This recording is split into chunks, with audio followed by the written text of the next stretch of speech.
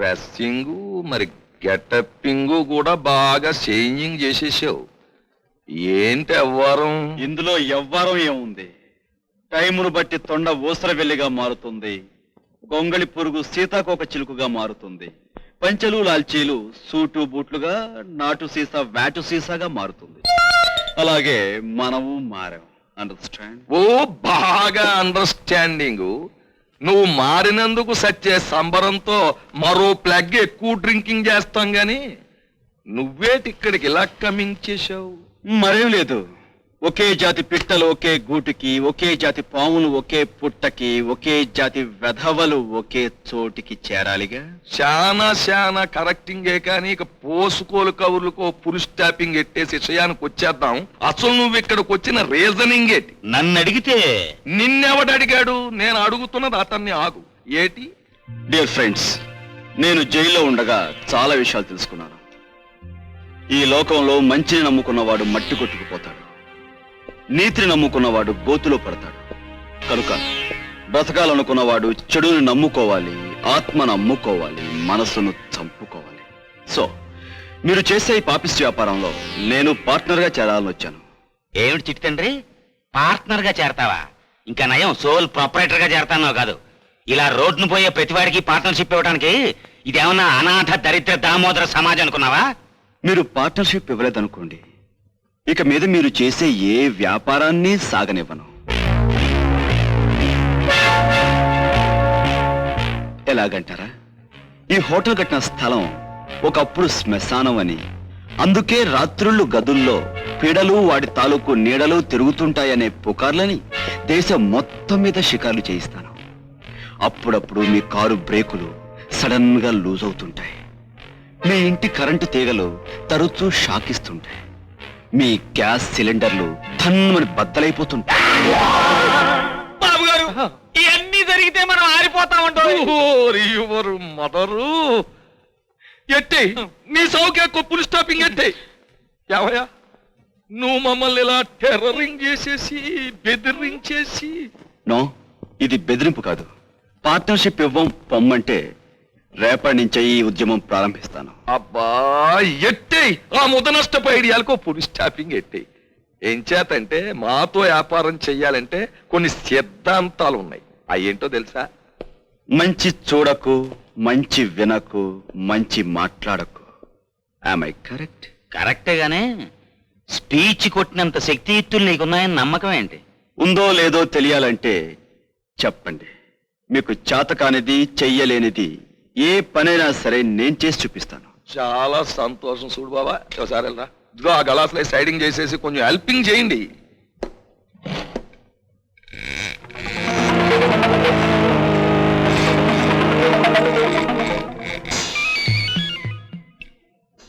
అది గదిగో దగ్గర తల మెల్లమెల్ల మెరిసిపోతుంది. అదే మన హోటల్లో. అందులో జోదం క్లబ్ కూడా ఉంది. అయితే మనకు పోటీదారుడు శేషు అని ఒక యదవమై సన్ను ఇదిగో ఈ చిన్న దీపాలను జోదం క్లబ్బులు నడుపుతున్నాడు. ఆడినోసారి పిలిచి యువర్ మదరు అవన్నీ క్లోజింగ్ చేసేరా అని చెప్పాను. ఆడు వినిపించుకోలేదు. ఆడికి ఓ బలం, ఓ మాసింగ్, ఓ సపోర్టింగ్ అన్నీ ఉన్నాయి.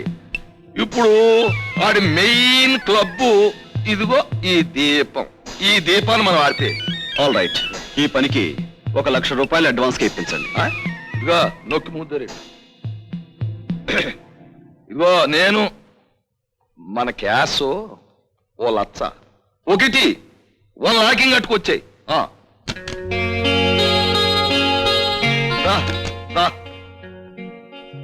ఎందుకు లేటింగ్ ఇచ్చాయి? తీసుకో బాబా. పెట్టిని పిల్లలు కాసుమా.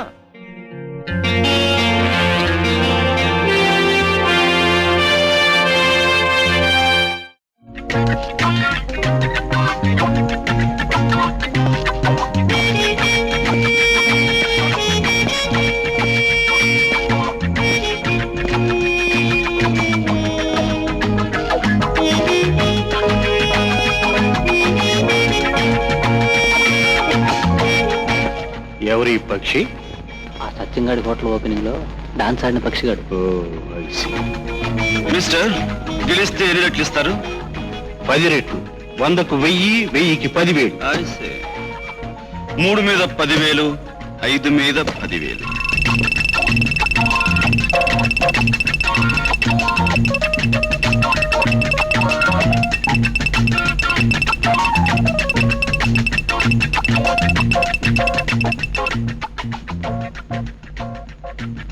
ఓ సారీ మ్యాన్, 20,000 కాస్తలో ఓడిపోయాం. It's all right. 7 మీద 20,000, 8 మీద 20,000.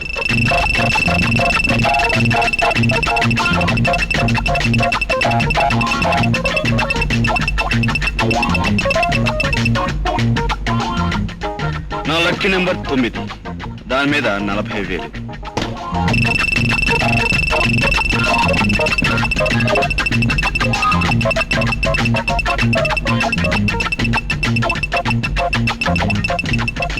సారీ, మా క్లబ్కు వచ్చి తక్కువ టైంలో ఎక్కువ సొమ్ము పోగొట్టుకున్నారు. మీ పేరు? విజయ్. పేరులోనే విజయం ఉందన్నమాట. పాపం, వెరీ బ్యాడ్ డే.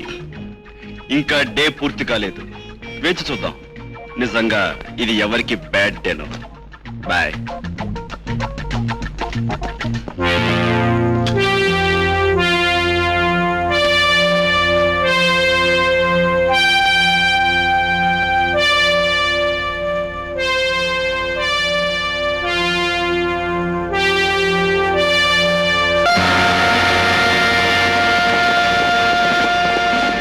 ఏమిటి ఆఫీసర్, ఏంటి ఇలా వచ్చారు? ఏమిటి మనారు? ఇది రిజిస్టర్డ్ క్లబ్. ఇక్కడ జరిగే ఆటపాటలు ఏవి చట్టవిరుద్ధమైనవి కావు. మీరు అనవసరంగా మా క్లబ్కి అప్రదర్శిస్తే మీ డిపార్ట్మెంట్ అనే కోర్టుకు లాగుతా. టాపీగా వీలు చూసుకొని నీ ఇష్టం వచ్చినట్టు వచ్చాయి. ముందుగా మా పని మమ్మల్ని చేయని. ఈ డబ్బు మేము ఆర్జించింది మాది. మీది అని నువ్వే ఒప్పుకున్నావు గనక మా పని తేలికైపోయింది. ఇవి దొంగ నోట్లని మా అనుమానం. వీటిని చలామణి చేస్తున్నందుకు నిన్ను అరెస్ట్ చేస్తున్నావు, ఈ క్లబ్ ను సీజ్ చేస్తున్నావు. Inspector 441. Come on, move on.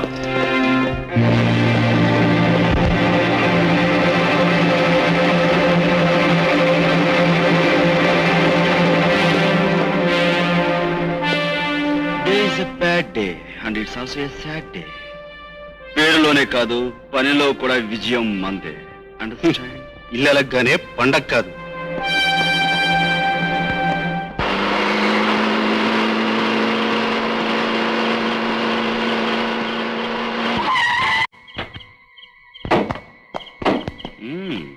Good అనుకున్నా. ఆఖరి ప్రయత్నంగా ఆ శేషుగాడు ఇలాంటిది ఏదో చేస్తాడని. ఆ?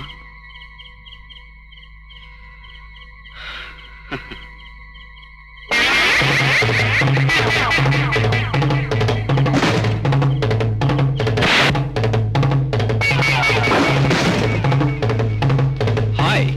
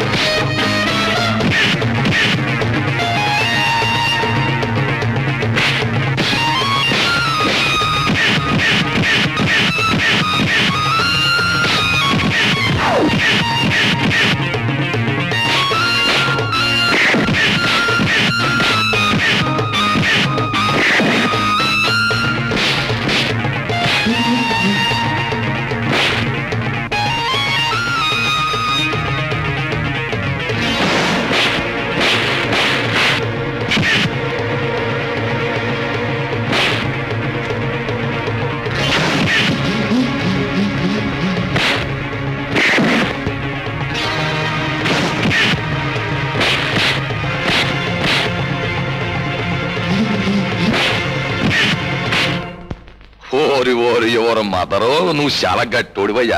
మేము అష్ట కష్టాలు పడి పెట్టించలేని ఆ పులిస్ స్టాపింగ్ ఆ శేషుమై సన్నగారి చేత ఎలా గెట్టించేసావయ్యా? ఏముంది, మీరిచ్చిన 1,00,000 దొంగ నోట్లని కావాలనే క్లబ్ లో ఓడిపోయి పోలీసులకు ఇన్ఫర్మేషన్ ఇచ్చాను. వాళ్ళు వచ్చి మూసేశారు.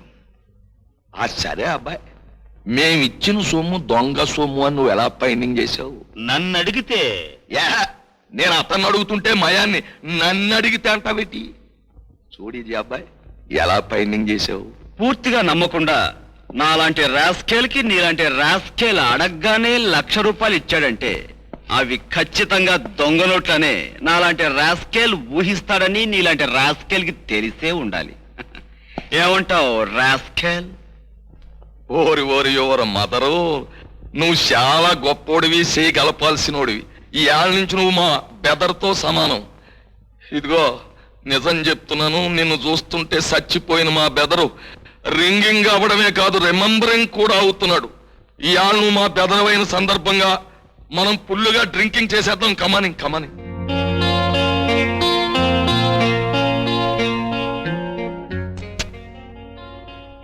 Cheers to your success. Thank you. అదేంటండి అలా కూర్చున్నారు? ఏమిటి ఆలోచిస్తున్నారు? ఏం లేదు సావిత్రి, ఈ రోజు విజయ్ మళ్ళీ కనిపించాడు. మొన్న పెద్ద మనుషులను పిలువబడే నేరాలతో సంబంధం ఉన్న వ్యక్తుల హోటల్ ఓపెనింగ్ రోజున కనిపించాడని చెప్పానా? ఈ రోజు మళ్ళీ ఒక నేరం జరిగిన చోటున కనిపించాడు. అతనికి ఆ నేరంతో పూర్తిగా సంబంధం లేకపోయినా కాస్తో కూస్తూ ఉంటుందని నా అభిప్రాయం. అంటే విజయ్ మనకి విడుదలైన రోజు చెప్పినట్టుగానే? అవును, చట్టం మీద కోపంతోనూ సమాజం మీద కక్షతోనూ ఈ తప్పుడు దారిలోకి అతను ఎంత దూరమైనా వెళ్ళిపోవచ్చు. చూడండి, ప్రతి మనిషి అతని పొరపాటు ఏదో ఒక రోజు తెలుసుకుంటాడు. విజయ్ కూడా అలాగే ఏదో రోజు తన పొరపాటును తెలుసుకునేటప్పటికీ సరిదిద్దుకునే అవకాశం ఉండదేమో అనిపిస్తోంది.